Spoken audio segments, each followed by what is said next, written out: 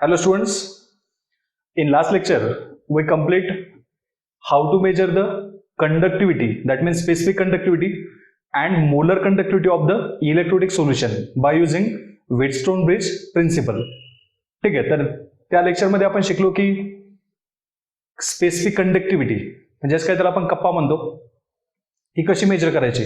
तर मी लास्ट लेक्चरमध्ये ऑलरेडी सांगितलं की आपण डायरेक्टली कंडक्टिव्हिटी तर काय मेजर करू शकत नाही. त्यासाठी आपण काय करतो, एखादा सोल्युशनचा इलेक्ट्रोलिक सोल्युशनचा आपण आधी रेजिस्टन्स मेजर करतो. मग तो जो रेजिस्टन्स जो मिळतो आपल्याला तो आपण त्या कप्पाच्या फॉर्म्युलामध्ये ऍड करतो. K is equal to 1/r into L upon A. L upon एलाच आपण सेल कॉन्स्टंट म्हणायचो. कंडक्टिव्हिटी सेलमध्ये मी ते सांगितलं तुम्हाला. त्यानुसार आपण रेजिस्टन्स कॅल्क्युलेट करतो आणि तो रेजिस्टन्स कॅल्क्युलेट केल्यानंतर आपण के ची व्हॅल्यू म्हणजेच कप्पाची व्हॅल्यू कॅल्क्युलेट करतो. आणि एकदा जर का आपल्याला कप्पाची व्हॅल्यू मिळाली तर मग आपण त्या बेसिसवर मोलर कंडक्टिव्हिटी सुद्धा कॅल्क्युलेट करू शकतो. ठीक आहे. मग मोलर कंडक्टिव्हिटीचा सुद्धा फॉर्म्युला असतो, त्यामध्ये आपण कप्पाची व्हॅल्यू ऍड करतो, आपल्याला मोलर कंडक्टिव्हिटी मिळते. हे सगळं आपण कंप्लीट करेल. आजच्या लेक्चरमध्ये आपल्याला आता variation of specific conductivity and molar conductivity with concentration हा एक टॉपिक शिकायचा आहे. चला मी आता इथे त्याचं हेडिंग देतो. ठीक आहे, आपल्याला हा टॉपिक आज कम्प्लीट करायचा आहे. Variation of specific conductivity, that means kappa, specific conductivity and molar conductivity, ज्याला आपण कॅप एम म्हणतो, मोलर कंडक्टिव्हिटी विथ कॉन्सन्ट्रेशन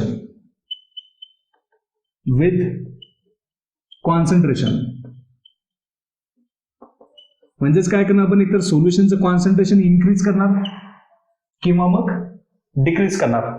आणि त्यानुसार मग यामध्ये म्हणजे स्पेसिफिक कंडक्टिव्हिटीमध्ये म्हणजेच कप्पाच्या व्हॅल्यूमध्ये आणि त्यानंतर cap M that means molar कंडक्टिव्हिटीमध्ये यांच्यामध्ये नेमके कसे चेंजेस येतील हे आपल्याला आज शिकायचं आहे. सो स्टार्टिंगला मी आता इथे यातील ए पॉइंट लिहितोय,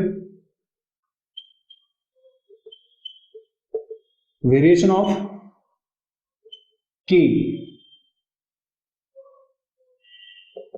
विथ कॉन्सन्ट्रेशन. म्हणजेच काय, आपल्याला स्पेसिफिक कंडक्टिव्हिटीच्या रिलेटेड बघायचं की नेमकं एखाद्या सोल्युशनचं कॉन्सन्ट्रेशन. मग इलेक्ट्रोलिक सोल्युशन हे 2 टाईपचे असतात. हे तर आपण शिकलो, एक स्ट्रॉंग इलेक्ट्रोड आणि दुसरा म्हणजे कोणता, वीक इलेक्ट्रोड. तर यांच्या कॉन्सन्ट्रेशन मध्ये चेंजेस केले तर कपाच्या व्हॅल्यूमध्ये म्हणजेच काय स्पेसिफिक कंडक्टिव्हिटीच्या व्हॅल्यूमध्ये कसे चेंजेस येतील आपल्याला शिकायचं आहे.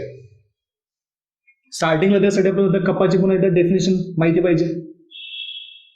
What is meant by specific conductivity?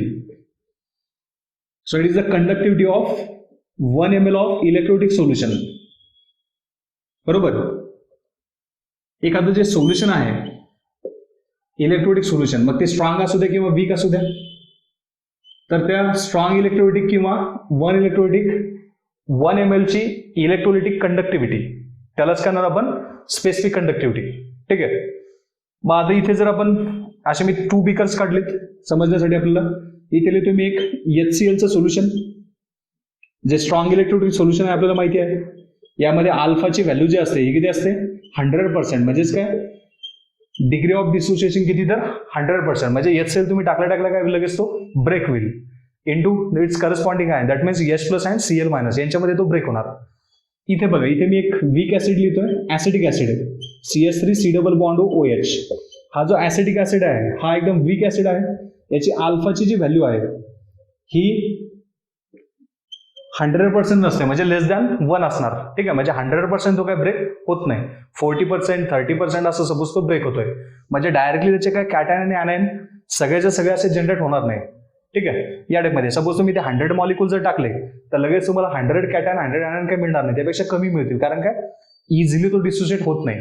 HCl मात्र कसं आहे, स्ट्रॉंग इलेक्ट्रोलाइट आहे.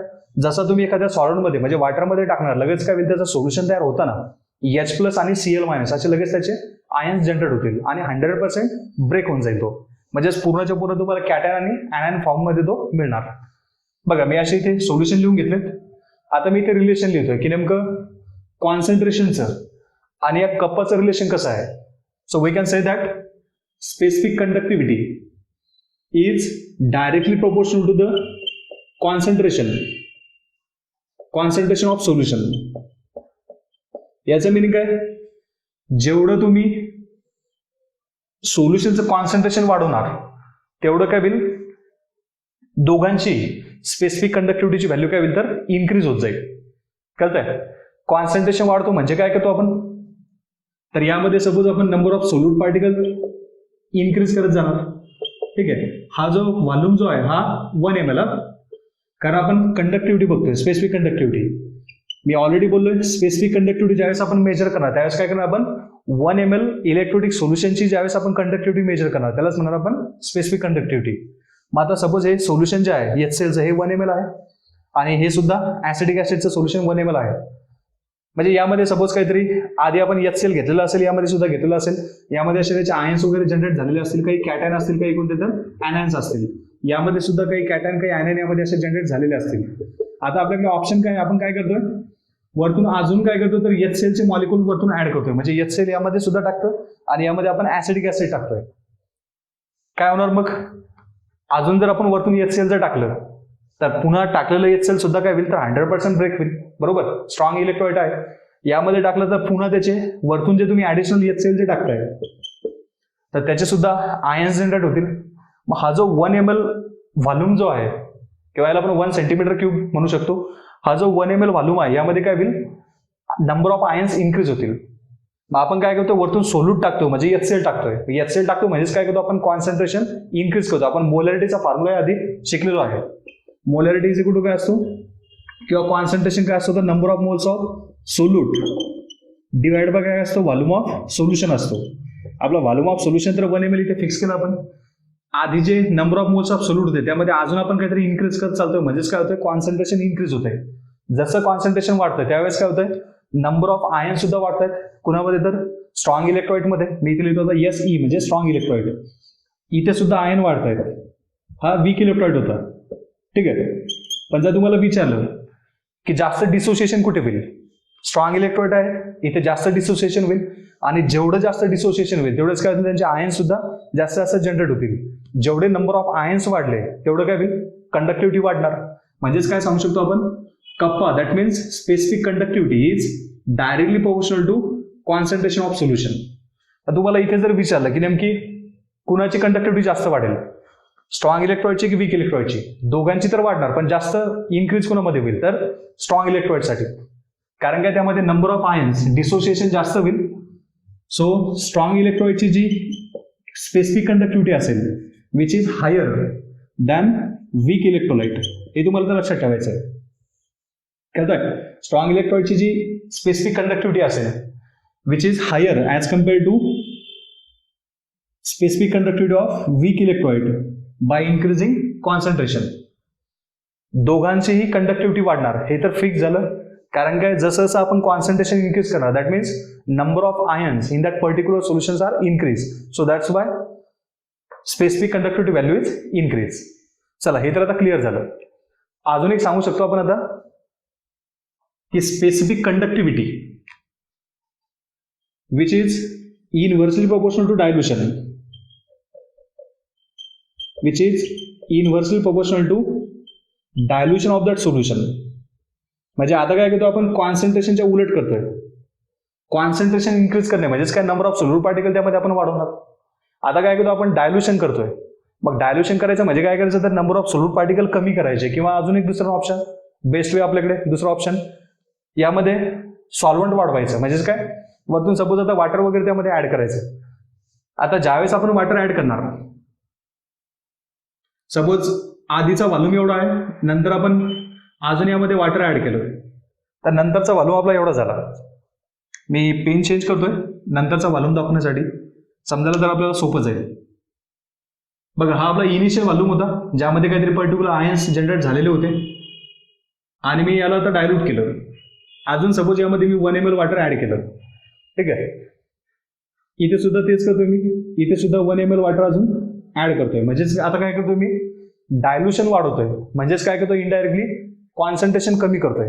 डायल्युशन जर वाढवलं, जर आपण त्यामध्ये सोल्युशनमध्ये जर वॉटर जर टाकलं, सॉल्व्हंट जर टाकलं, तर अशा वेळेस काय होईल, जे आयन्स आहे, नंबर ऑफ सोल्यूट पार्टिकल तर तेवढेच आहेत. मोलॅरिटीचा फॉर्म्युला शिकलो आपण याआधी. नंबर ऑफ सोल्यूट पार्टिकल तर कॉन्स्टंट आहेत, पण आपण काय करतोय, व्हॉल्यूम ऑफ सोल्युशन इन्क्रीज करतोय. व्हॉल्यूम ऑफ सोल्युशन वाढतोय म्हणजेच काय होतं, मोलॅरिटी कमी होते, म्हणजेच कॉन्सन्ट्रेशन कमी होते, म्हणजेच काय करतो आपण, डायल्युशन वाढतोय, कॉन्सन्ट्रेशन कमी करतोय. ठीक आहे. इथे काय होईल, आधी सपोज हा जो HCl जो होता, आपण 1 ml सोल्युशन घेतलं होतं HClचं, सपोज त्यामध्ये 50 आयन्स आहेत. ठीक आहे. 1 ml जे सोल्युशन होतं त्यामध्ये किती, 50 मॉलिक्यूल सपोज HClचे होते, ब्रेक झालेले होते. नंतर काय केलं आपण, अजून वरतून 1 ml त्यामध्ये वॉटर ऍड केलं. आता ज्यावेळेस अजून वरतून आपण 1 ml वॉटर ऍड करणार त्यावेळेस काय होईल, डिसोसिएशन होणार. सपोज काही मॉलिक्यूल त्याचे अनडिसोसिएटेड जर असतील तर ते सुद्धा डिसोसिएट होतील, नंबर ऑफ आयन्स वाढतील. बरोबर, डायल्युशन वाढतोय आपण, डिसोसिएशनचा रेट वाढेल, नंबर ऑफ आयन्स वाढतील. सपोज ते आयन्स 80 झालेत, कॅटॅन आणि आयन म्हणून सपोज ते 80 आयन्स त्यामध्ये जनरेट झाले. इथे तीच कंडिशन आहे. सपोज आधीचे जर आयन्स 50 असतील आणि ज्यावेळेस आपण वरतून ऍड करणार, वॉटर वगैरे ऍड करणार, त्यावेळेस काय होईल, इथे सुद्धा डिसोसिएशन होणार. मग डिसोसिएशन जर झालं तर सपोज इथे आता हा वीक इलेक्ट्रोड आहे, जास्तीत जास्त काही डिस्ट्रोट होणार नाही, तरी सुद्धा ते सपोज इथे 60 आयन्स असे जनरेट झाले. ठीक आहे. आता आधी जे आपण कंडक्टिव्हिटी मेजर केली होती तिला मी K1 म्हणतोय. ठीक आहे. या 1 ml साठी याची सुद्धा जी कंडक्टिव्हिटी असेल ती K1 असेल, वीक इलेक्ट्रॉइडची या 1 ml व्हॉल्यूमसाठी. आता क्वेश्चन हा आहे की ज्यावेळेस आपण त्यामध्ये वॉटर ऍड करणार त्यावेळेस आपण जी कंडक्टिव्हिटी मेजर करतो त्याला आपण K2 म्हणू. इथे सुद्धा मी याला तर K2च म्हणतो. आपण एकदा स्ट्रॉंग इलेक्ट्रोड आणि वीक इलेक्ट्रोडची परत K1 आणि K2 ची व्हॅल्यू म्हणजे कम्पेअर करू. ज्यावेळेस आपण आता वॉटर ऍड करतो म्हणजे डायल्युशन करतोय त्यावेळेस मग कोण जास्त असेल, परत एकदा त्यानंतर आपण आफ्टर डायल्युशन ज्यावेळेस व्हॅल्यू मेजर करणार त्याला आपण K2 म्हणणार आणि आधीची जी व्हॅल्यू आपली K1. मग कोणती जास्त कोणती कमी, तुम्ही एक्सपेरिमेंट जरी केला तरी तुम्हाला नंतर K1 हा जास्त दिसेल ऍज कम्पेअर टू K2. मी तर हेही सांगितलं की डिसोसिएशन झालं. डिसोसिएशन झालं म्हणजे नंबर ऑफ आयन्स तर वाढले. इथे तर ऑलरेडी हा स्ट्रॉंग इलेक्ट्रोड आहे, अजून वॉटर टाकलं म्हणजे बऱ्यापैकी अजून डिसोसिएट होणार. हा वीक इलेक्ट्रोड आहे, आधीच डिसोसिएशन कमी होतं, वॉटर टाकलं पण थोडंफार काय होतं पण डिसोसिएशन त्यामध्ये होईल. कळतंय. मग आता जर डिसोसिएशन होत असेल तर मग नंबर ऑफ आयन्स वाढले म्हणजे K2 ची व्हॅल्यू तर नंतर जास्त यायला पाहिजे होती, K1 ची तर कमी यायला पाहिजे होती दोघांसाठी सुद्धा. पण तरी पण काय होतंय, K1 ची व्हॅल्यू जास्त आणि K2 ची व्हॅल्यू कमी. मग असं का होईल, काळजीपूर्वक आहे का, नसेल समजलं परत व्हिडिओ थोडसा मागे ना, परत एकदा आहे का. K1 आणि K2 मध्ये जे इनिशियल कंडक्टिव्हिटी जी होती, स्पेसिफिक कंडक्टिव्हिटी, याची व्हॅल्यू जास्त येते. का बरं, कारण काय, जरी नंबर ऑफ आयन्स वाढले पण तरी व्हॉल्यूम पण वाढला त्या कंपॅरिझन मध्ये. आधीचा व्हॉल्यूम किती होता, फक्त 1 ml होता. बरोबर. नंतर हा 1 ml आपण वरतून ऍड केला म्हणजे डायल्युशन केलं. हे जे 50 आयन्स जे होते सपोज हे कुणामध्ये होते, 1 ml मध्ये होते. आता आयन्स वाढले डिसोसिएशनमुळे 80 आयन्स झाले, पण हे 80 आयन आता 1 ml मध्ये नाही येत. कारण काय, ज्यावेळेस तुम्ही इथपर्यंत व्हॉल्यूम वाढवला त्यावेळेस काय होईल, या एरियामधले जे आयन्स आहेत, आता हा तर व्हॉल्यूम नसणार नंतरचा, हा आपला फायनल व्हॉल्यूम असेल, तर हे आयन आता या एरियामध्ये नसतील, हे इकडे वरती सुद्धा असे डिस्ट्रीब्यूट होतील. म्हणजे मग आता हे जे आयन जे मिळालेत आपल्याला 80 सपोज इथे आयन्स आहेत, हायपोथेटिकल आहे, कन्सिडर करा फक्त. हे जे 80 आयन्स आहेत हे आता 1 ml साठी नाही तर किती ml साठी आहेत, टोटल 2 ml साठी आहेत. कळतंय. आधीचे 50 जे होते ते फक्त 1 ml साठी होते कारण आपला व्हॉल्यूमच तेवढा होता. आपण नंतर अजून 1 ml त्यामध्ये ऍड केला. आता किती, 80 आयन्स या 2 ml साठी झाले. आता आपण कंडक्टिव्हिटी मेजर करणार. आता कंडक्टिव्हिटी मेजर करणार म्हणजे मग आता परत एकदा डेफिनेशन आहे का, it is the conductivity of 1 ml of electrolytic solution. आपल्याकडे तर 2 ml सोल्युशन झालं. आपण आता 2 ml ची कंडक्टिव्हिटी नाही मेजर करणार, आपण कितीची मेजर करणार, अजूनही 1 ml चीच, कारण ती आपली स्पेसिफिक कंडक्टिव्हिटी आहे. मग आता परत यामध्ये जर आपण 1 ml ची जर कंडक्टिव्हिटी मेजर करायला गेलो तर जर 2 ml मध्ये सपोज 80 आयन्स आहेत तर 1 ml मध्ये किती आयन्स, 40 आयन्स. आधी किती होते, आधी तर 50 होते. डिसोसिएशन जरी झालं तरी पण साईडवाईज काय झालं तर डिस्ट्रीब्युशन सुद्धा झालं. म्हणजे आधीचा जो व्हॉल्यूम जो होता त्यापेक्षा नंतरचा जो व्हॉल्यूम आहे तर या दोघांमध्येही काय झालं, ते आयन डिस्ट्रीब्यूट झाले. आधी तर 1 ml होते, नंतर ते 2 ml पर्यंत सुद्धा इकडे डिस्ट्रीब्यूट झालेत. म्हणजेच काय, मग ओव्हरऑल जर विचार केला आपण, तर आपले जे यावेळेस आपण कंडक्टिव्हिटी मेजर करतो 1 ml साठी, तर त्या 1 ml एरियामधले आयन कमी झालेत. म्हणून मग काय होईल, नंतर ज्यावेळेस आपण कंडक्टिव्हिटी मेजर करायला गेलो दोघांसाठी सुद्धा, स्ट्रॉंग आणि वीक दोघांसाठी सुद्धा, त्याला आपण ज्यावेळेस K2 म्हणतो, तर ही K2 ची व्हॅल्यू काय होईल, कमी होईल. मग आता याचं मोरल काय, जसं जसं तुम्ही वरतून वॉटर टाकत जाणार, डिसोसिएशन पण होत राहील आणि व्हॉल्यूम सुद्धा वाढत राहील. मग डिसोसिएशन ज्यावेळेस होतं त्यावेळेस नंबर ऑफ आयन्स जनरेट होतात, तर ते आयन्स हे कमी जनरेट होतात ऍज कम्पेअर टू डिस्ट्रीब्युशन. म्हणजे बरोबर काय होतं, हा जो व्हॉल्यूम जसा जसा वाढत राहील, तर हे आयन काय होतात त्या एरियामध्ये, म्हणजे वरच्या व्हॉल्यूमकडे सुद्धा ते काय होणार, ट्रान्सफर होत राहणार. आणि मग तुम्ही पर्टिक्युलर 1 ml मध्ये ज्यावेळेस नंबर ऑफ आयन्स चेक करणार, तेव्हा काय दिसेल तुम्हाला, की नंबर ऑफ आयन्स 1 ml मधले कमी कमी होत जातील. कळतं, म्हणजेच काय होतं, डायल्युशन वाढत जातंय आणि 1 ml एरियामधील आयन काय होतं, तर कमी कमी होत आहेत. मग जर 1 ml एरियामधील आयन जर, सॉरी एरिया नाही म्हणणार, व्हॉल्यूम म्हणणार, 1 ml व्हॉल्यूम मधील जर आयन कमी कमी होत असतील, तर याचाच अर्थ काय, मग स्पेसिफिक कंडक्टिव्हिटी म्हणजेच के ची व्हॅल्यू काय होणार, तर कमी कमी होत जाणार. कळतंय, म्हणून आपण इथे रिलेशन लिहून घेतलंय, specific conductivity which is inversely proportional to the dilution. चला, आता हा टॉपिक तुमचा क्लिअर झाला असेल. आता तुम्हाला जर असं विचारलं की चला स्पेसिफिक कंडक्टिव्हिटी कमी तर होते, पण एकदम जास्त डिक्रीजिंग कुणाची असेल, स्ट्रॉंग इलेक्ट्रोलाइट की वीक इलेक्ट्रोलाइट, तर यामध्ये बघा, यामध्ये परत वीक इलेक्ट्रोलाइट हा स्पेसिफिक कंडक्टिव्हिटी जास्त डिक्रीज करतो as compare to strong electrolyte. कारण काय, स्ट्रॉंग इलेक्ट्रोलाइट मध्ये नंबर ऑफ आयन्स आहे, डिसोसिएशनचा रेट जास्त असतो, हे मी ऑलरेडी सांगितलंय. मग डिसोसिएशन आणि मग नंतर डिस्ट्रीब्युशन होतंय, तर ठीक आहे, डिसोसिएशन मध्ये थोडेफार आयन जनरेट झालेलेच असतील, जरी डिस्ट्रीब्यूट झाले इकडे वरच्या एरियामध्ये तरी सुद्धा. इथे बघा, इथे डिसोसिएशन पण कमी आहे, डिस्ट्रीब्युशन तर जवळपास इकडे होणारच या एरियामध्ये. म्हणून मग 1 ml जर आपण व्हॉल्यूम जर बघितला कुणाचा, याला आपण 1 सेंटीमीटर क्युबिक व्हॉल्यूम म्हणू, एकदा स्ट्रॉंग इलेक्ट्रोलाइट साठी आणि एकदा वीक इलेक्ट्रोलाइट साठी. So that number of ions decreasing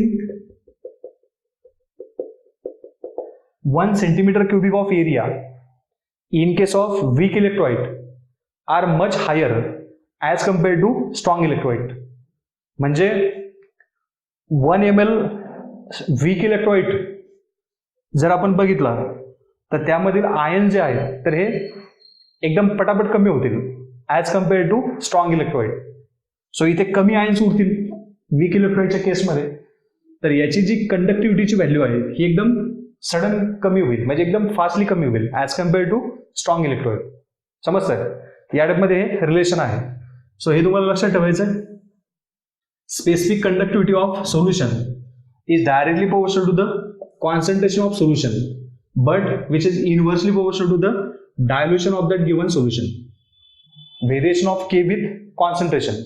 concentration वाढवणे म्हणजेच काय, मग नंबर ऑफ आयन्स वाढतात, व्हॉल्यूम तर तेवढंच राहतोय, फक्त नंबर ऑफ आयन्स ज्यावेळेस तुम्ही वरतून सोल्युट पार्टिकल टाकता, नंबर ऑफ आयन्स वाढत जातील.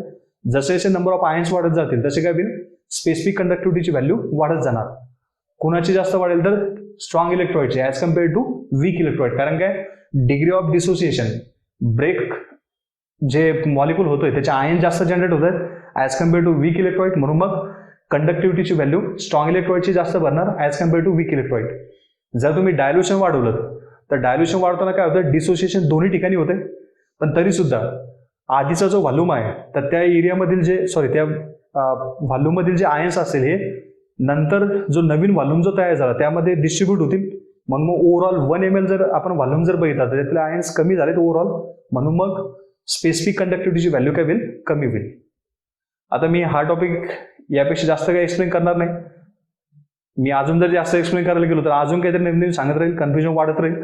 त्यापेक्षा तुम्ही एक काम करा, जर नसेल समजलं परत व्हिडिओ म्हणजे रिवाइंड करा, तुम्हाला हा टॉपिक व्यवस्थित समजेल. चला, मी आता नेक्स्ट टॉपिककडे जातोय, व्हेरिएशन ऑफ के तर आपण बघितलं. आता बघू आपण variation of molar conductivity with concentration. Variation of molar conductivity with concentration. So त्यासाठी आपण एकदा, आपण म्हटल्यापेक्षा तुम्ही मी हे रब करेपर्यंत एकदा मोलर कंडक्टिव्हिटीचा फॉर्म्युला आठवा. नेमकं मोलर कंडक्टिव्हिटी आपल्याला काय सांगते? Molar conductivity is the ratio of specific conductivity to the concentration of the solution. आपण असा फॉर्म्युला यायचो मोलर कंडक्टिव्हिटीचा. ठीक आहे. त्यानंतर अजून एक फॉर्म्युला आपण लिहू शकतो असा, molar conductivity is equal to 1000 K/C. त्याला आपण मोलरिटी म्हणतो. इथेही मोलरिटी लिहिलं तरी चालेल, कॅपिटल एम. इथे युनिट पर ओहम सेंटीमीटर स्क्वेअर पर मोल. इथे मात्र युनिट असणार पर ओहम मीटर स्क्वेअर पर मोल. बरोबर. म्हणून मग इथे 1000 येतो. सेंटीमीटर स्क्वेअर आपण ज्यावेळेस लिहितो त्यावेळेस. हे तर मी लास्ट लेक्चरमध्ये समजून सांगितलं, तुम्ही तिथे जाऊन बघू शकता. अजून एक फॉर्म्युला येतो मोलॅरिटीचा. Molarity is equal to K into V. V means volume of solution, K means specific conductivity.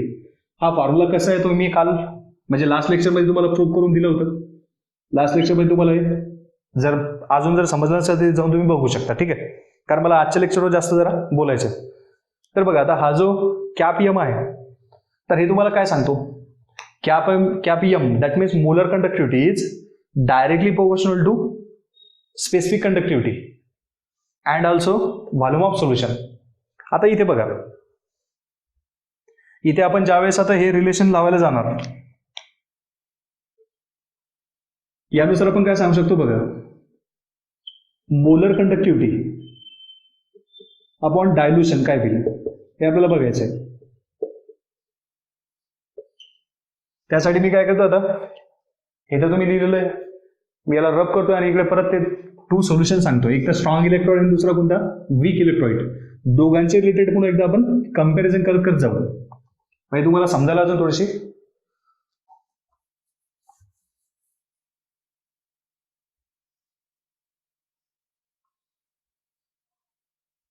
बघा स्ट्रॉंग इलेक्ट्रोइड आहे, इकडे तुम्ही वीक इलेक्ट्रोइड. तेच घेऊयात आपण. इथे घेतो मी HCl, इथे घेतो मी ऍसिडिक ऍसिड. हे जर मी बोललो याचा अल्फा इज इक्वल टू 100% असतो, म्हणजे जेवढं तुम्ही HCl टाकता तेवढं डिसोसिएट इझिली होईल. इथे मात्र अल्फा हा लेस दॅन 1 असतो. इझिली काय हे ऍसिडिक ऍसिड काय डिसोसिएट होत नाही. वीक ऍसिड आहे, हा स्ट्रॉंग ऍसिड आहे. ठीक आहे. आता सपोज यामध्ये काहीतरी ऑलरेडी नंबर ऑफ आयन्स असतील HCl चे, काहीतरी कॉन्सन्ट्रेटेड सोल्युशन असेल, यामध्ये असे काही कॅटायन्स अनायन्स ऑलरेडी इथे प्रेझेंट असतील. ठीक आहे. आता नंतर काय करायचं आपल्याला, यामध्ये वरतून अजून वॉटर टाकायचं आहे. आता जेव्हा आपण वरतून वॉटर टाकणार त्यावेळेस काय होईल, डायल्युशन होईल. बरोबर. मग डायल्युशन होताना काय होईल हे आपल्याला एकदा बघायचं. स्ट्रॉंग इलेक्ट्रोड साठी सुद्धा आणि वीक साठी सुद्धा नेमके काय चेंजेस येतील आपल्याला शिकायचं. तुमचा आता फॉर्म्युला व्यवस्थित ऑब्झर्व करून झालेला असेल. आता त्याकडे मी पुन्हा जातो. ठीक आहे. बघा आपण काय सांगू शकतो, molar conductivity is directly proportional to specific conductivity. म्हणजेच काय होतं की जर आपण मोलर कंडक्टिव्हिटी जर बघितली तर जसे जसे स्पेसिफिक कंडक्टिव्हिटीची व्हॅल्यू वाढणार तशी मोलर कंडक्टिव्हिटी वाढत जाईल. पण जर आपण आता इथे वॉटर टाकतो त्यावेळेस काय होतंय, हे तर आपण आता शिकलो की जर आपण डायल्युशन करत गेलो तर कप्पाची व्हॅल्यू काय होते, कमी होते. बरोबर. मग जर कप्पाची व्हॅल्यू जर कमी होत असेल म्हणजे स्पेसिफिक कंडक्टिव्हिटी जर कमी होत असेल तर मोलर कंडक्टिव्हिटी सुद्धा काय व्हायला पाहिजे, कमी व्हायला पाहिजे, डिक्रीज व्हायला पाहिजे. या ॲरोचा मिनिंग काय, डाऊनवर्ड जातो म्हणजे डिक्रीज होते. ठीक आहे. जर आपण डायल्युशन वाढवतोय, ज्यावेळेस आपण डायल्युशन वाढतो त्यावेळेस काय होतं, के हा कमी होते, कपाची व्हॅल्यू कमी होते. कपाची व्हॅल्यू जर कमी होत असेल तर कॅप एम सुद्धा कमी होणार. बरोबर. आता अजून एकदा बघू आपण, जेव्हा आपण डायल्युशन वाढवतोय तेव्हा मात्र व्हॉल्यूम ऑफ सोल्युशन इन्क्रीज होतोय. मग जर व्हॉल्यूम ऑफ सोल्युशन इन्क्रीज होतोय तर तो सुद्धा कॅप एमला डायरेक्टली प्रोपोर्शनल आहे. मग या बेसिसवर काय होतं तर मोलर कंडक्टिव्हिटीची व्हॅल्यू इन्क्रीज होते. म्हणजे बघा जर आपण स्पेसिफिक कंडक्टिव्हिटीच्या रिलेटेड जर विचार केला त्यावेळेस आपल्याला असं दिसतं की मोलर कंडक्टिव्हिटीची व्हॅल्यू कमी कमी होत जाणार, कारण काय डायल्युशन वाढवतोय आपण आता शिकलो डायल्युशन वाढवलं म्हणजे काय होईल तर 1 ml मधील आयन्स डिस्ट्रीब्यूट होतील. मग डिस्ट्रीब्यूट जर होत असेल तर कप्पाची व्हॅल्यू कमी होणार, म्हणजेच काय मोलर कंडक्टिव्हिटी कमी होणार. दुसऱ्या वेने गेलो आपण, डायल्युशन आपण ज्यावेळेस इन्क्रीज करतोय त्यावेळेस आधीचा जो व्हॉल्यूम होता त्यापेक्षा नंतरचा व्हॉल्यूम इथे वाढलेला असणार, बरोबर. हा नंतरचा व्हॉल्यूम आपण कन्सिडर करू.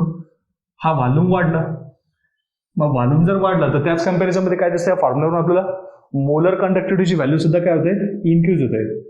आता कप्पा तर आपल्याला सांगतो डायल्युशन मध्ये कमी मोलर कंडक्टिव्हिटी आणि व्हॉल्यूम सांगतो आपल्याला जास्त कंडक्टिव्हिटी. मग नेमकं ऐकायचं कुणाचं, कळतंय कुणाचं म्हणणं खरं.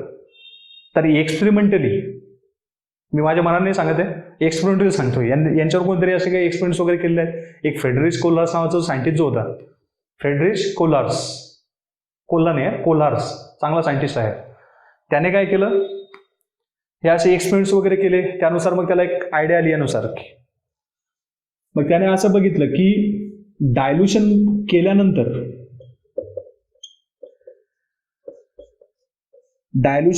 व्यवस्थित आहे का, डायल्युशन केल्यानंतर स्पेसिफिक कंडक्टिव्हिटी जेवढी मोलर कंडक्टिव्हिटीची व्हॅल्यू कमी करते त्यापेक्षा डायल्युशन वाढवल्यानंतर, म्हणजे डायल्युशन केल्यानंतर व्हॉल्यूम जेवढी मोलर कंडक्टिव्हिटीची व्हॅल्यू इन्क्रीज करतो ती जास्त असते. म्हणजे जेवढी डिक्रीजिंग नेचर आहे प्रपोर्शन त्यापेक्षा इन्क्रीजिंग प्रपोर्शन कसं असणार तर व्हॉल्यूममुळे जास्त असणार. नाही समजलं तर एकदा समजून सांगतो. थोडंसं वेगळं एक्झाम्पल देतोय, आयडिया लगेच तुम्हाला. सपोज एकदा पर्सन आहे, पी म्हणतो मी त्याला, ठीक आहे. आता हा जो पर्सन आहे याच्याकडे सपोज असे 1000 रुपीज आहेत, ठीक आहे.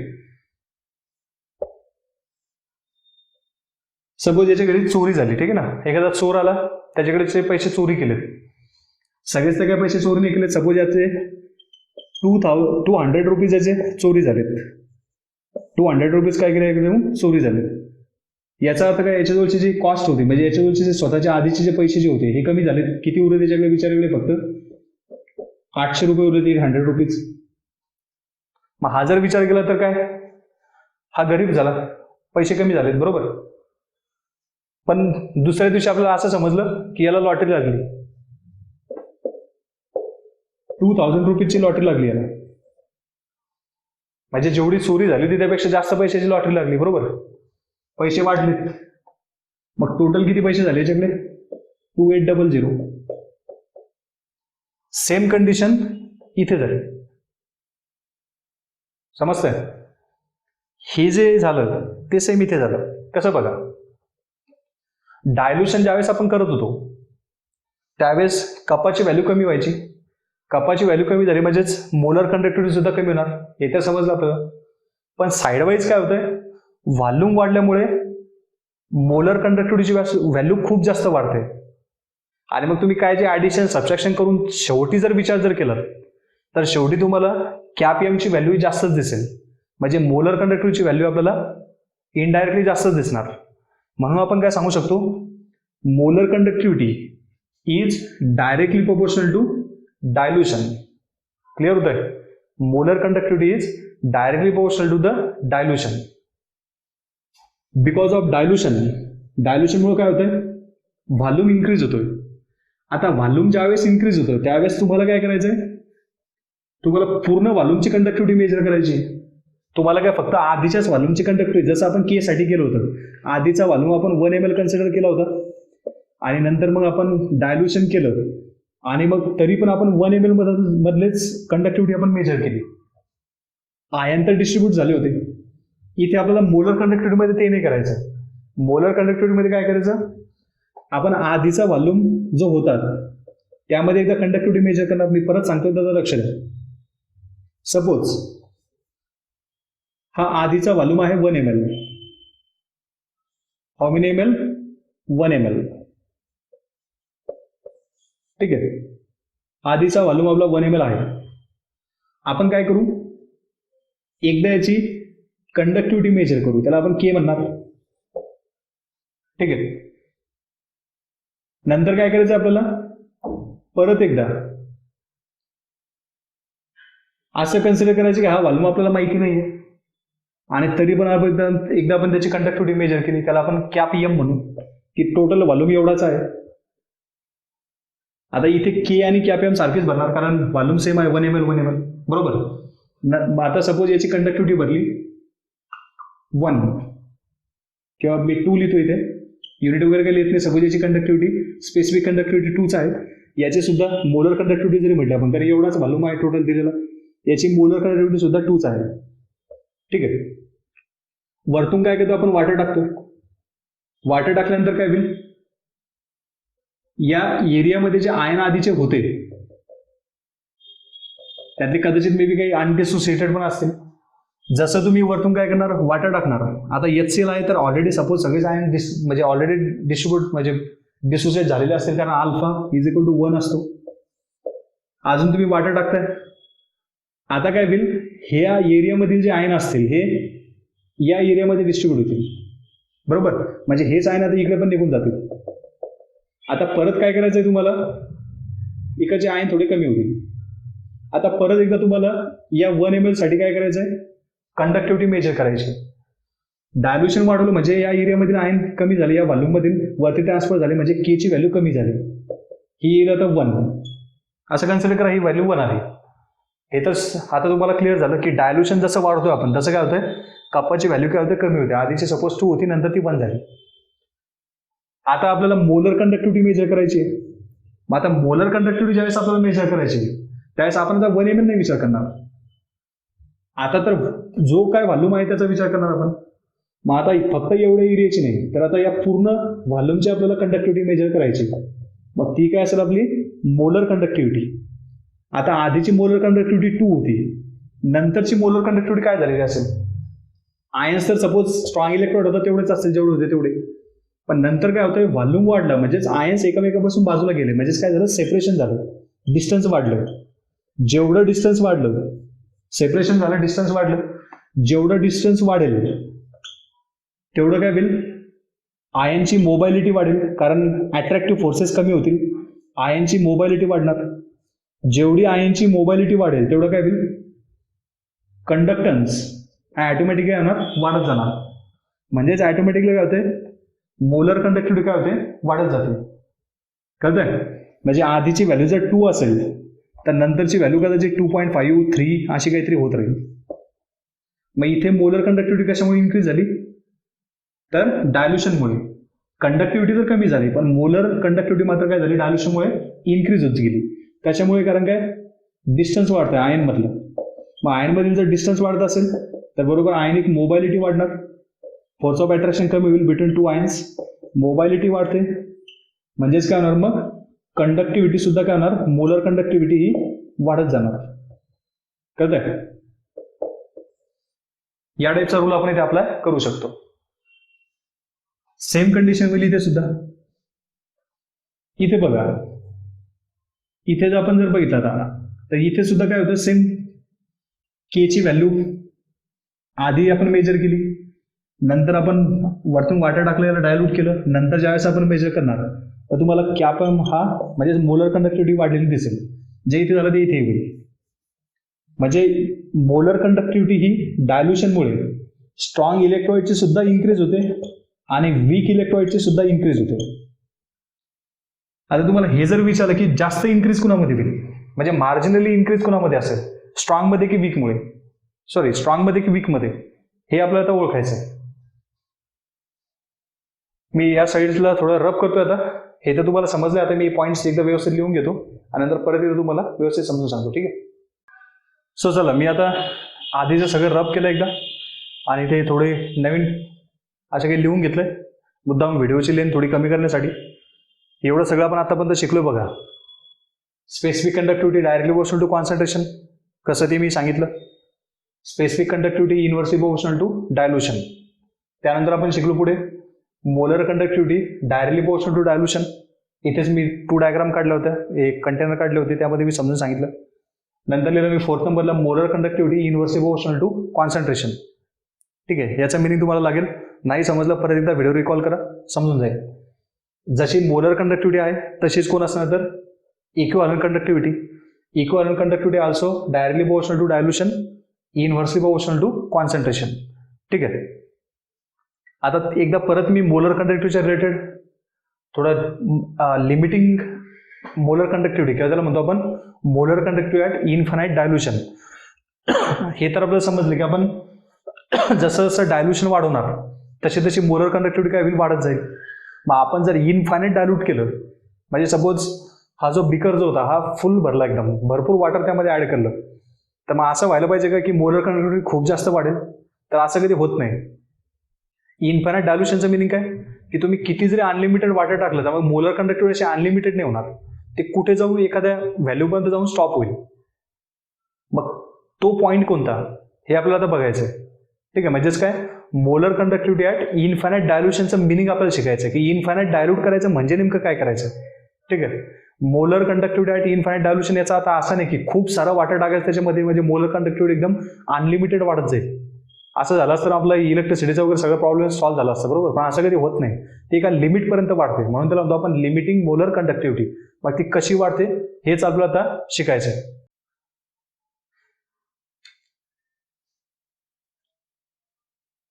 बघा आपण काय करू आता, HCl सोल्युशन जे आहे तर याचा आधीचा व्हॉल्यूम सपोज काहीतरी कन्सिडर करू 10 ml. ठीक आहे, आधीचा व्हॉल्यूम किती याचा 10 ml. त्यावेळेस याची काहीतरी मोलर कंडक्टिव्हिटीची व्हॅल्यू असणार. इथे मी कॅपीएम लिहून घेतोय. आधीचा व्हॉल्यूम सपोज 10 ml आहे, त्यावेळेस याची मोलर कंडक्टिव्हिटी सपोज 1 आहे. ठीक आहे, मी युनिट लिहित नाही, फक्त 1 असं कन्सिडर करा. नंतर काय करतो आपण, वरतून वॉटर वगैरे ऍड करतो, अजून व्हॉल्यूम वाढणार. सपोज आपण अजून व्हॉल्यूम इन्क्रीज केला, 20 ml केला. मग आपण हे शिकलो की डायल्युशन वाढवलं म्हणजे काय होतं, मोलर कंडक्टिव्हिटी वाढते. मग मोलर कंडक्टिव्हिटी वाढल्यानंतर काय होईल, सपोज आधीची 1 आहे, नंतर होईल 1.2. मोलर कंडक्टिव्हिटी इन्क्रीज झाली. नंतर आपण अजून 10 ml व्हॉल्यूम टाकला, 30 ml झाला. मोलर कंडक्टिव्हिटी वाढत जाईल, ही झाली सपोज 1.4. पुन्हा एकदा आपण ऍड करतो 10 ml, 10 ml इन्क्रीज करतो आपण, व्हॅल्यू झाली 1.6 झाली. आता अजून 10 ml वाढतो म्हणजे टोटल झाला 50 ml, व्हॅल्यू असेल 1.6. अजून 10 ml इन्क्रीज करतोय, व्हॅल्यू येते 1.6च. आता तुम्ही किती जरी इथून पुढे व्हॉल्यूम जर वाढवत गेले तरी मात्र काय होतंय, 1.6च्या पुढे व्हॅल्यू काय सरकायला तयार नाही, म्हणजे इथून पुढे काय व्हॅल्यू वाढायला तयार नाही. याचा अर्थ काय झाला, ही व्हॅल्यू किंवा ही जी इन्क्रीजिंग मोलर कंडक्टिव्हिटी जी होती ही व्हॅल्यू कुठे जाऊन तरी स्टॉप झाली. कुठे स्टॉप झाली तर 1.6 वर स्टॉप झाली. मग जिथे मोलर कंडक्टिव्हिटी इन्क्रीज होणे बंद होईल एका स्पेसिफिक लेवलपर्यंत, आधी तर मार्जिनली ती इन्क्रीज होत जाईल, नंतर एका पॉइंटला काय होईल, ती व्हॅल्यू वाढणे बंद होईल. मग तो जो पॉइंट आला त्यालाच म्हणायचं लिमिटिंग मोलर कंडक्टिव्हिटी किंवा molar conductivity at infinite dilution. Infinite dilution म्हणजे असं नाही की तुम्ही 10 ml होतं मग लगेच तुम्ही 1000 ml पर्यंत वॉटर वाढवलं. वॉटर तर टाकलं पण इनफायनाईट, पण त्याला इनफायनाईट नाही म्हणायचं. एक असा एक पॉईंट येईल की त्या पॉईंटला मोलर कंडक्टिव्हिटीची व्हॅल्यू इन्क्रीज होणे स्टॉप होऊन जाईल. म्हणजे मग इनफायनाईट व्हॉल्यूम किती झाला आपल्यासाठी 40 ml. आता जरी आपण 100 ml पर्यंत किंवा 70-80 ml पर्यंत वॉटर टाकलं पण तो आपला इनफायनाईट व्हॉल्यूम नसेल तर किती 40 ml, कारण इथून ती व्हॅल्यू काय झाली, इन्क्रीज होणे बंद झाली. म्हणजे आपला इनफायनाईट व्हॉल्यूम किती झाला तर 40 ml. ठीक आहे, यालाच म्हणतो आपण इनफायनाईट डायल्युशन किंवा zero concentration. Zero concentration meaning काय, व्हॉल्यूम कधी डायरेक्ट म्हणजे कॉन्सन्ट्रेशन डायरेक्ट कधी झिरो नाही होणार. झिरो झालं तर आयन संपून जातील. कॉन्सन्ट्रेशन कधी झिरो नाही होणार. तर 0.1 पासून सपोज ते आधीचं मोलरिटी सपोज 1 आहे, 0.1 आहे, कॉन्सन्ट्रेशन 0.1 आहे, नंतर सपोज ते 0.001 किंवा 0.001 असं काहीतरी होईल. डायरेक्ट झिरो कधी होणार नाही, कळतंय. मग एक पॉईंट असा येईल की त्या पॉईंटला rise in molar conductivity value काय होईल तर स्टॉप होऊन जाईल, कळतंय. याला म्हणून आपण molar conductivity at infinite dilution. मग आता इथे जे मोलर कंडक्टिव्हिटी इन्क्रीज व्हायची, हे तर मी सांगितलं हा काय होता, एकदम स्ट्रॉंग इलेक्ट्रोलाइट होता. बरोबर. स्ट्रॉंग इलेक्ट्रोलाइटमध्ये काय झालेलं राहते, ऑलरेडी आयन्स डिस्ट्रीब्यूट झालेले असतात. अल्फाची व्हॅल्यू किती असते याची 1, म्हणजेच काय डिग्री ऑफ डिसोसिएशन 100% होऊन गेलेलं असेल. फक्त इथे जी मोलर कंडक्टिव्हिटी इन्क्रीज होते, तर ही मोलर कंडक्टिव्हिटी का बरं इन्क्रीज होते, because of increasing distance between ions. आयन्समधील डिस्टन्स वाढते कॅटायन आणि आयन मधील. जर डिस्टन्स वाढत असेल तर अशा वेळेस काय होईल, चार्ज वाढत नाही, चार्ज कॉन्स्टंट असतो. कारण जे काय डिस्ट्रीब्युशन व्हायचं होतं ते होऊन गेलं ऑलरेडी. बरोबर, म्हणजेच काय जे डिसोसिएशन व्हायचं ते होऊन गेलं. म्हणजे चार्जेस इथे वाढणार नाही, चार्ज तेवढाच असेल, चार्ज वाढणार नाही.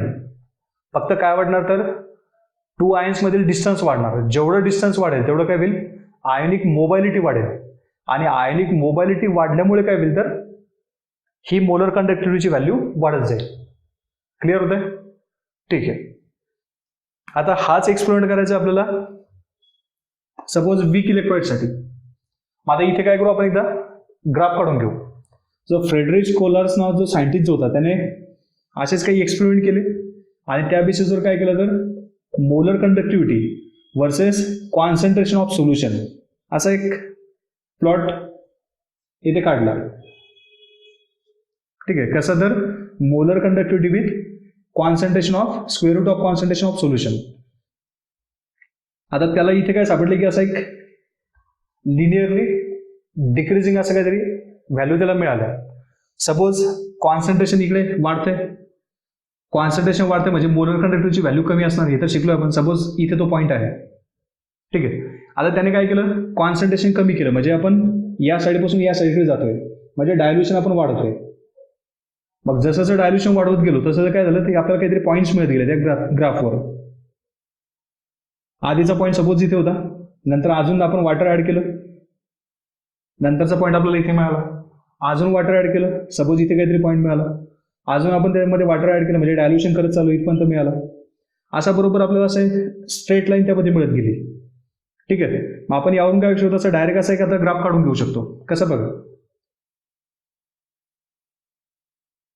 या टाईपमध्ये. आता ही स्ट्रेट लाईन कन्सिडर करा, अशी ती लाईन येईल. इथे काय होतंय, झिरो कॉन्सन्ट्रेशन होते. कारण आपण जर कॉन्सन्ट्रेशन जर बघितलं आपण तर या साईडने कमी कमी होते. सपोज झिरो कॉन्सन्ट्रेशन आहे, मग जिथे झिरो कॉन्सन्ट्रेशन झालं, ऍक्च्युअल झिरो असणार ते 0.0011 असं काहीतरी ते असेल, तिथे काय होईल, इथे ती व्हॅल्यू म्हणजे या पॉईंटला ती इंटरसेक्ट करणार वाय ऍक्सिसवर. इथे लिहू आपण कॅप झिरो किंवा हेच तुम्ही वरती लिहू शकता असं, इथे लिहू आपण यम. ही काय होती आपली molar conductivity of concentrated solution. ही जी व्हॅल्यू आली जिथे आपण वरती असं झिरो लिहिलं, याचंच मिनिंग काय, मग molar conductivity at infinite dilution किंवा molar conductivity at zero concentration. याच्या बऱ्याचशा लिहिण्याच्या मेथड आहेत. एकतर आपण असं कॅप इन्फिनिटी म्हणू शकतो, म्हणजेच काय molar conductivity at infinite dilution, किंवा याला आपण असंही लिहू शकतो molar conductivity at zero concentration, किंवा तुम्ही हे सिम्बॉल असेही लिहू शकता. सॉरी, इथे इन्फिनिटी लिहावं लागेल, इथे कॅप लिहावं लागेल, इथे आपल्याला यम लिहावं लागेल. म्हणजेच काय molar conductivity at infinite dilution, किंवा तुम्ही त्याला असंही लिहू शकता. ठीक आहे. हे सिम्बॉल कसे लिहिले तरी चालतील. बोर्डमध्ये आणि एनसीईआरटी मध्ये थोडेसे यांच्यामध्ये सिम्बॉलमध्ये चेंजेस दिले आहेत. चला, मी याला इथे कॅप झिरो लिहितोय आणि याला तुम्ही कॅप इन्फिनिटी सुद्धा लिहू शकता. ठीक आहे. चला, मी इथे लिहून घेतोय कॅप झिरो. कॅप झिरोचं मिनिंग काय, मग molar conductivity at zero concentration किंवा molar conductivity at infinite dilution, यालाच म्हणू शकतो आपण लिमिटिंग मोलर कंडक्टिव्हिटी. कळतंय? असा आपला तो ग्राफ मिळाला. मग यामध्ये काय होतं बघा, जी मोलर कंडक्टिव्हिटी इन्क्रीज होते ती कशी होते तर लिनियरली इन्क्रीज होते. जसं जसं तुम्ही डायल्युशन वाढवताय, जसं जसं कॉन्सन्ट्रेशन कमी करताय, तशी काय होते तर मोलर कंडक्टिव्हिटी ही लिनियरली इन्क्रीज होते. मग लिनियरली इन्क्रीज काय होते, एकदम सडनली इन्क्रीज का बरं होत नाही, कारण काय ऑलरेडी डिसोसिएशन झालेलं आहे. कारण स्ट्रॉंग इलेक्ट्रोलाइट होता. जी काय मोलर कंडक्टिव्हिटी वाढते which is because of only of mobility of ions. फक्त आयनची मोबायलिटी वाढते आणि त्याचमुळे काय होते मोलर कंडक्टिव्हिटी वाढते. एका स्पेसिफिक लिमिटपर्यंत वाढेल. नंतर काय होईल, आयन्स एकामेकापासून जर तुम्ही खूप जास्त जर डायल्युशन जर केलं तर आयन्स एकामेकापासून खूप जास्त डिस्टन्सवर जातील. बरोबर. आणि मग त्यांना चार्ज म्हणजे करंट ट्रान्सफर करायलाही अवघड होईल. म्हणून मग त्यापुढे मात्र ती मोलर कंडक्टिव्हिटी इन्क्रीज होणं बंद होईल. मग जिथे ती बंद झाली त्याच पॉईंटला काय म्हणायचं, molar conductivity at infinite dilution और molar conductivity at zero concentration. Sir हा टॉपिक आता तुमचा क्लिअर झाला. आता हा जर ग्राफ जर बघितला आपण तर ग्राफ कसा आहे, स्ट्रेट लाईन आहे बरोबर, डिक्रिजिंग मध्ये, किंवा तुम्ही असं गेला तर इन्क्रिजिंग मध्ये. तुम्ही एक स्ट्रेट लाईनचं इक्वेशन शिकले असाल कोणतं तर, y is equal to mx plus C. मॅथमध्ये तुम्ही असं एक ग्राफ थेरीच्या रिलेटेड इक्वेशन शिकलेलं असाल, y is equal to mx plus C. यामध्ये y ॲक्सिसवर कोण आहे, कॅप m, याच काय molar conductivity is equal to x ॲक्सिसवर कोण आहे तर concentration, square root of concentration बरोबर, प्लस हा सी म्हणजे काय तर कुठे तो पॉईंट इंटरसेक्ट करतोय, ती व्हॅल्यू कोणती तर आपली कॅप झिरो. मी इथे लिहून घेतोय कॅप झिरो. हा एम म्हणजेच काय तर मग आता स्लोप असा लिनियरली डिक्रीज होतोय ग्राफ, म्हणजे मग हा जो स्लोप येणार तुम्ही कुठेही काढू शकता. आता हा स्लोप कसा असणार, एकदा इथेही घेऊ शकता किंवा तुम्ही अशा इथेही घेऊ शकता. या स्लोपची व्हॅल्यू तुम्ही कुठेही घ्या कॉन्स्टंट असणार. आणि कसा स्लोप आहे तर निगेटिव्ह स्लोप, म्हणजे मी इथे लिहितो तर मायनस,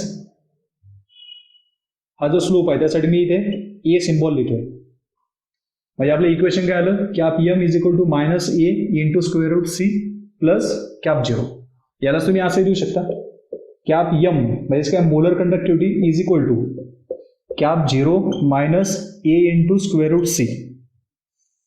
या इक्वेशनच्या बेसिसवर आपण मोलर कंडक्टिव्हिटी कॅल्क्युलेट करू शकतो. कळतं काय करायचं, मोलर कंडक्टिव्हिटी कॅल्क्युलेट करताना जे काय सोल्युशन दिलेलं असेल त्यामध्ये डायल्युशन करत राहायचं बरोबर. तुम्हाला कुठेतरी एक कॅप झिरोची व्हॅल्यू मिळणार, कुठेतरी व्हॅल्यू जाऊन ती स्टॉप होऊन जाईल. नंतर स्लोप काढा, ती म्हणजे एची व्हॅल्यू, कॉन्सन्ट्रेशन ऑफ सी म्हणजे तुम्ही कुठपर्यंत त्याला डायल्यूट केलं हे जर तुम्हाला जर समजलं, एका ठिकाणी येऊन काय होईल मोलर कंडक्टिव्हिटीची व्हॅल्यू इन्क्रीज होणे स्टॉप होऊन जाईल. तो बरोबर पॉईंट नोट डाऊन करा, त्या व्हॅल्यू यामध्ये पुटअप करा बरोबर. तुम्ही molar conductivity of strong electrolyte या असं ग्राफिकल बेसिसवर तुम्ही कॅल्क्युलेट करू शकता. ठीक आहे, we can determine the molar conductivity of strong electrolyte on the base of this graphical representation. आता हा जो ग्राफ आहे तर हा ग्राफ मात्र वीक इलेक्ट्रोलाइटसाठी सारखा येत नाही. हे सगळं फ्रेडरिच कोल्लार्स जो सायंटिस्ट होता त्याने सगळं असं एक्सप्लेन करून बघितले. मी हेच तुम्हाला इथे समजून सांगतोय. आता त्याने व्हॅल्यू अशा घेतल्या हे नाही, मी फक्त तुम्हाला समजण्यासाठी सांगितलं, पण ग्राफ मात्र तोच आहे. हे इक्वेशन सुद्धा तुम्ही एनसीईआरटी मध्ये बोर्डमध्ये बघा सेम असेल, फक्त नोटेशन थोडेफार चेंज होऊ शकतात. आता वीक इलेक्ट्रोलाइटसाठी काय होईल, चला मी आता वीक इलेक्ट्रोलाइट सांगतोय.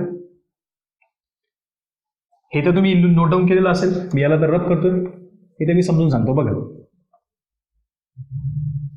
इथे मी हेही बोललोय हा वीक इलेक्ट्रोलाइट आहे, म्हणजे याची अल्फाची जी व्हॅल्यू जी असेल ही लेस दॅन 1 असणार. म्हणजे हा काय डायरेक्टली पूर्णच्या पूर्ण आधीच डिस्ट्रॉय झालेला नसणार.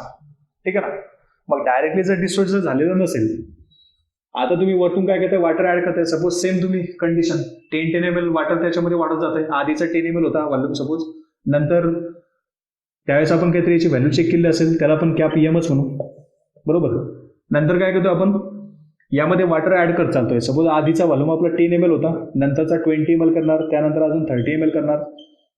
कुठेतरी जाऊन काय होईल, ही सुद्धा मोलर कंडक्टिव्हिटी जी आहे तरी स्टॉप होईल का आपल्याला बघायचंय. नंतर ज्यावेळेस आपण 10 ml व्हॉल्यूम टाकतोय मोलर कंडक्टिव्हिटी वाढणार, कारण डायल्युशन वाढतंय, दोघांची वाढते, इथे मी ऑलरेडी बोललोय. ठीक आहे, 10 ml साठी सुद्धा राईज असणार, 20 साठी सुद्धा राईज असणार. पण इथे जो राईज आहे तर हा राईज मात्र स्ट्रॉंग इलेक्ट्रोलाइट पेक्षा जास्त असणार. कारण काय, इथे जी मोलर कंडक्टिव्हिटी वाढायची ही डिसोसिएशनमुळे नव्हती वाढत, कारण डिसोसिएशन तर ऑलरेडी होऊन गेलेलं होतं. इथे फक्त आयनिक मोबिलिटी वाढायची, म्हणून मग काय व्हायचं मोलर कंडक्टिव्हिटीची व्हॅल्यू वाढत जायची. वीक इलेक्ट्रोलाइटमध्ये काय होतंय, जसं जसं तुम्ही डायल्युशन वाढवतोय त्याचं काय होईल, अल्फाची व्हॅल्यू सुद्धा वाढत जाईल. म्हणजेच काय डिसोसिएशन सुद्धा तेवढंच होत राहील. म्हणजे इथे जी कंडक्टिव्हिटी वाढणार molar conductivity which is because of charge, कारण डिसोसिएशन आधी झालेलं नसेल कम्प्लीट. जसं तुम्ही व्हॉल्यूम वाढवताय त्यावेळेस डिसोसिएशनचा रेट सुद्धा वाढणार, म्हणजे चार्ज सुद्धा वाढणार. आणि नंतर आयन्स बाजूला जातील एकमेकापासून, म्हणजे डिस्टन्स सुद्धा वाढणार, म्हणजेच आयनिक मोबायलिटी पण वाढणार. म्हणजे इथे जी मोलर कंडक्टिव्हिटी वाढते because of 2 factor, by increasing charge as well as by increasing ionic mobility. Distance वाढते म्हणजे आयनिक मोबिलिटी वाढते. म्हणून मग इथे जो राईज आहे मोलर कंडक्टिव्हिटीमध्ये हा as compare to strong electrode हा जास्त असेल. कळतंय? मग या बेसिसवर जर तुम्ही आता ग्राफ कॅल्क्युलेट करायला गेले, जर ग्राफ डिटरमाइन करायला गेले तर तुम्हाला हा ग्राफ असा दिसेल. चला मी इथे ग्राफ नोट करतो. आता सेम ग्राफ आहे, molar conductivity versus concentration of solution. Y एक्सिसवर मी मोलर कंडक्टिव्हिटी शो करतोय, इथे कॉन्सन्ट्रेशन एक्स एक्सिसवर दाखवतोय, स्क्वेअर रूट ऑफ कॉन्सन्ट्रेशन. बघा सपोज आधी आता कॉन्सन्ट्रेशन कमी होतं, मोलर कंडक्टिव्हिटी सुद्धा कमी असणार वीक इलेक्ट्रोडसाठी, कुठे इथे तरी काहीतरी व्हॅल्यू असेल. सॉरी, कॉन्सन्ट्रेशन जास्त होतं त्यावेळेस ही व्हॅल्यू कमी असणार, मी उलट बोललो. आता ज्यावेळेस तुम्ही काय करताय, परत डायल्युशन करायला सुरुवात करताय, तेव्हा काय होईल, मोलर कंडक्टिव्हिटी वाढणार. टू फॅक्टरमुळे वाढते, चार्जमुळे पण वाढते, कारण डिसोसिएशन पण होते आणि डिस्टन्स म्हणजे आयनिक मोबिलिटी पण वाढते. सो इथे काय होईल, आता कदाचित असं काही 1 to व्हॅल्यू लिनियरली वाढतील, नंतर मात्र काय होईल, असं डायरेक्ट सडन चेंज येईल. असं काय होईल तर सडन चेंज येईल, म्हणजे असा ग्राफ तुम्हाला इथे दिसणार. हा असा ग्राफ इथे, म्हणजे ही जी लाईन आहे ही असं इथे इंटरसेक्ट वगैरे नाही करणार, तर वाय ऍक्सिसला काय होईल, ती पॅरलल होईल. मग आपल्याला हे समजणार पण नाही नंतर की कुठे ती वाय ऍक्सिसला इंटरसेक्ट करेल म्हणून. मग हे असं का बरं झालं, कारण इथे टू फॅक्टरमुळे काय होतं, तर मोलर कंडक्टिव्हिटी इन्क्रीज होते. सो इथे आपल्याला हा असा ग्राफ मिळतो, म्हणजेच काय एकदम सडनली ती व्हॅल्यू इन्क्रीज होत जाते. मग इथे y is equal to mx plus C हे इक्वेशन तर काय अप्लाय होत नाही, बरोबर. म्हणजे आपल्याला इथे कॅप झिरोची व्हॅल्यू लगेच कुठे मिळणारच नाही. जशी आपल्याला इथे कॅप झिरोची व्हॅल्यू मिळते तशी ही व्हॅल्यू आपल्याला इथे मिळणारच नाही कुठे. That means we cannot determine the molar conductivity of weak electrolyte solution, or we cannot determine the limiting molar conductivity of weak electrolyte solution on the basis of this graph on the basis of this equation. या इक्वेशनच्या बेसिसवर आपण weak इलेक्ट्रोलाइटची molar conductivity easily calculate करू शकत नाही. कळतंय? मग त्यासाठी येतो एक कोल्हार्स लॉ, जो आपल्याला नेक्स्ट लेक्चरमध्ये जाऊन आता शिकायचा आहे. At infinite dilution each ion migrate independently from its co ion. काय सांगतोय मी, at infinite dilution each ion migrate independently from its co ion and make its own contribution to the total molar conductivity and which is again irrespective from its co ion is known as Kohlrausch's law. पुढच्या लेक्चरमध्ये समजून सांगेन, इथपर्यंत तुम्हाला कधी समजलं असेल. ठीक आहे, आपण जर आता याचं टोटल मोरल जर काढलं तर आपण काय सांगू शकतो, सगळ्यात पहिले मोलर कंडक्टिव्हिटी इन्फानाइट डायल्युशन कशाला म्हणायचं. So it is the point at which there is a no change in or there is a no rise in molar conductivity value by increasing volume. That point is known as limiting molar conductivity. एक असा point की ज्या पॉइंटला तुम्ही किती जरी पुढे volume increase करत गेलात तरी सुद्धा मोलर कंडक्टिव्हिटीमध्ये कोणताच इन्क्रीज येणार नाही. त्यालाच म्हणायचं मोलर कंडक्टिव्हिटी इन्फानाइट डायल्युशन और मोलर कंडक्टिव्हिटी झिरो कॉन्सन्ट्रेशन. मी वारंवार सांगतोय कॉन्सन्ट्रेशन कधीच झिरो नाही होणार, 0.0011 असं किंवा 0.001 असं काहीतरी ते असेल, पण त्या पॉईंटला मात्र मोलर कंडक्टिव्हिटीची व्हॅल्यू इन्क्रीज होणे बंद होईल. त्यालाच म्हणतो आपण molar conductivity zero concentration. Strong इलेक्ट्रोडसाठी हा ग्राफ आहे. हा ग्राफ कसा आहे मी ऑलरेडी सांगितलं. या इक्वेशनच्या बेसवर आपण molar conductivity of strong electrolyte calculate करू शकतो. We cannot determine the molar conductivity of weak electrolyte from that equation. ठीक आहे, या इक्वेशनच्या बेसिसवर वीक इलेक्ट्रोलाइटची मोलर कंडक्टिव्हिटी आपण कॅल्क्युलेट करू शकत नाही, कारण काय हा जो ग्राफ आहे तो या टाईपमध्ये येतो, म्हणजे एकदम सडन चेंज येईल, सडन इन्क्रीजिंग होईल त्याच्यामध्ये. कारण काय इथे जी मोलर कंडक्टिव्हिटी वाढते वीक इलेक्ट्रोलाइटसाठी तर ती because of dilution, that means because of charge separation म्हणजे डिसोसिएशन जास्त होईल आणि त्यानंतर आयनिक मोबिलिटी सुद्धा वाढणार. इथे जी मोलर कंडक्टिव्हिटी वाढते बाय डायल्युशन तर ही फक्त का बरं वाढते, बिकॉज ऑफ आयनिक मोबिलिटी, कारण डिसोसिएशन ऑलरेडी इथे होऊन गेलेलं असेल. ठीक आहे, एवढं जर सगळं तुम्हाला समजलंय, यावरती जे इक्वेशन मी ते जे पॉईंट तुम्हाला नोट डाऊन केले होते एवढे जर तुम्ही लक्षात ठेवले तरी मोर दॅन सफिशियंट. नेक्स्ट लेक्चरमध्ये मग आपण कोल्हार्स लॉचं स्टेटमेंट आणि त्यावर येणारे पुढचे न्यूमेरिकल एकदम सोपे न्यूमेरिकल आहेत. तुम्ही जर पूर्ण जर फिजिकल केमिस्ट्री जर बघितलं तर कोल्हार्स लॉवरचे न्यूमेरिकल सगळ्यात इझी आणि नीट बोर्ड जेई यामध्ये सुद्धा ते विचारतात. ठीक आहे, एकदम इझी आहे, लगेच तुम्हाला ते समजतील. पण त्याआधी मात्र हे लेक्चर एकदा व्यवस्थित बघा. सगळ्यात सोपं पद्धतीने मी समजून सांगण्याचा प्रयत्न केला. अजून जर नसेल समजलं तर मी तेच सांगेल की एकदा परत लेक्चर बघा, तुमचे सगळे पॉईंट क्लिअर होतील. सो आज मी इथेच थांबतोय. थँक्यू.